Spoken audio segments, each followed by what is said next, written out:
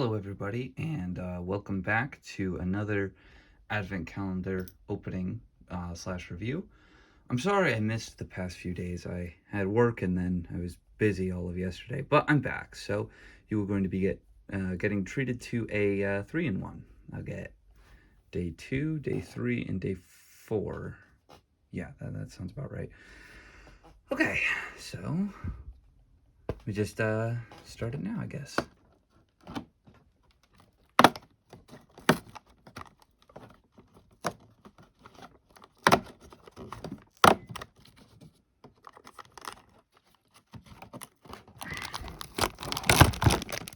I just really want to stay in there, jeez.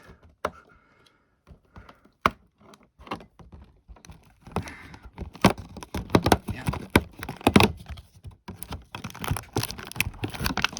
Oh.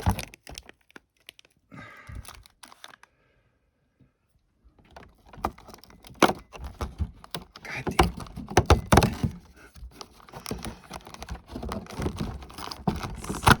It's so difficult with this thing. Okay, so I managed to wrangle them out. As you can see, some things kind of struggled with me, but whatever. That's not really what matters, is it? This is what matters. These three. Let's get Chase from day one out of here. Okay, so here's the part where I admit I didn't really follow the Xfinity or Truck Series that much last year. I saw a few Xfinity races, and I think I saw like one truck race. So I'm sorry.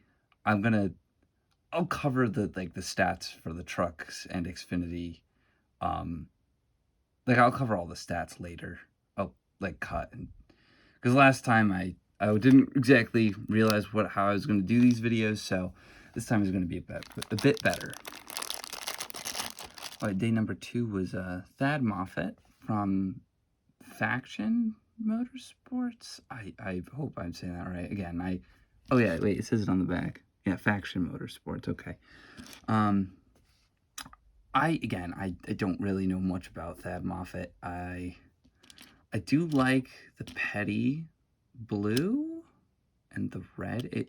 This is very reminiscent of a petty car. It's something, my gut is saying that this is probably a throwback paint scheme, but I really like it. I'm not seeing any defects on it either, unlike with Chase Elliott.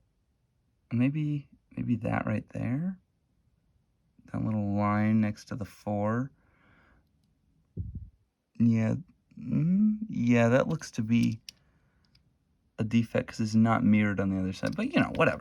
That is significantly better quality than Chase Elliott. So I'm happy with this. I actually don't have too many trucks in general. I have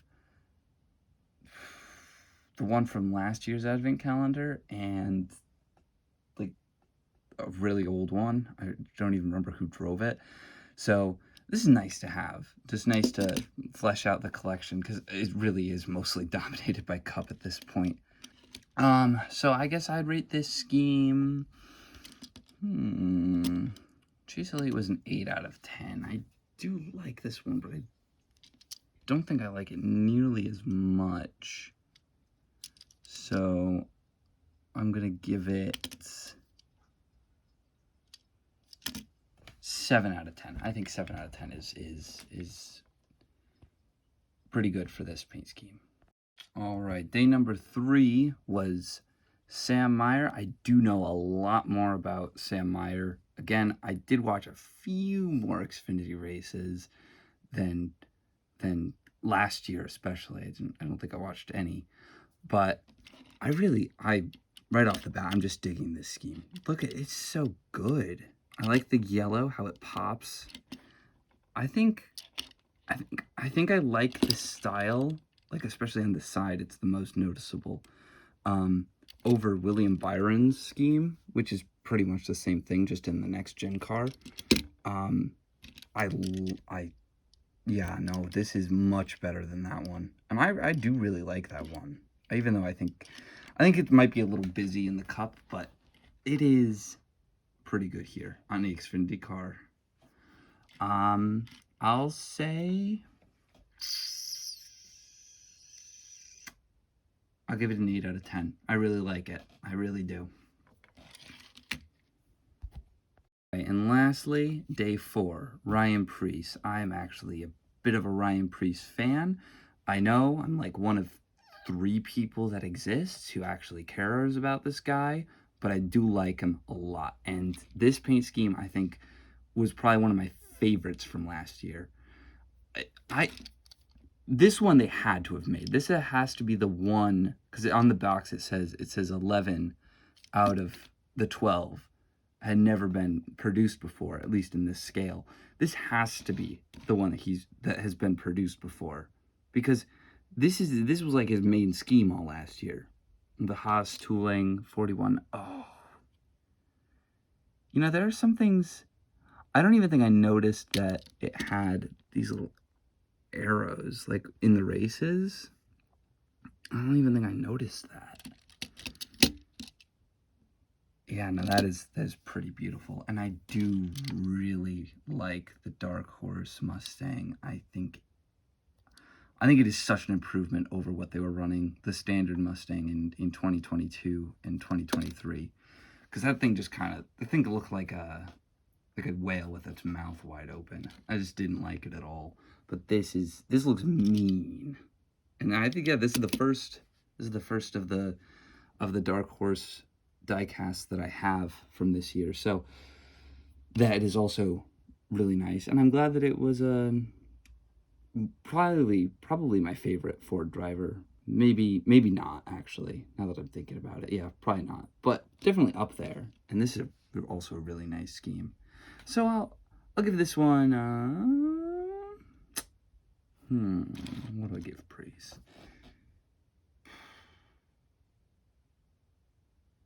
I'll give it this one an 8 out of 10 as well. I really do like it.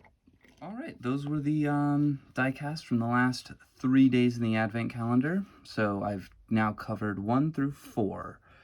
I think so far this is pretty good. I didn't notice many defects on any of them. Like, there's this little thing right there on Ryan Preece's car, like this little dent. But that's really it for this one. So that's really, really nice. And then for this one, I did unfortunately notice the roof right here has a giant like hole in it, and I did in the paint, which is just not great. But you know, I guess it is what it is. I really hope they get it under control. Oh wait, I didn't notice that. Look at the side there. Oh, okay, yeah, that's actually really bad. That's actually, because that's actually in the paint. That's an actual scratch that goes into the car itself. I don't know if you can see it properly. But that isn't just like a blemish in the paint. That is actually, like, that gray there is the car itself. You know, I have seen worse. I do really wish that they got the quality of the product down with the paint and whatnot, especially on the Authentics. But even now, I'm starting to see it on the main line. I don't know, like, if it has a special name. I'm just gonna call it the box series. I have seen a few where they have the blemishes on the paint more often than, say, in the Gen 6 era or before that.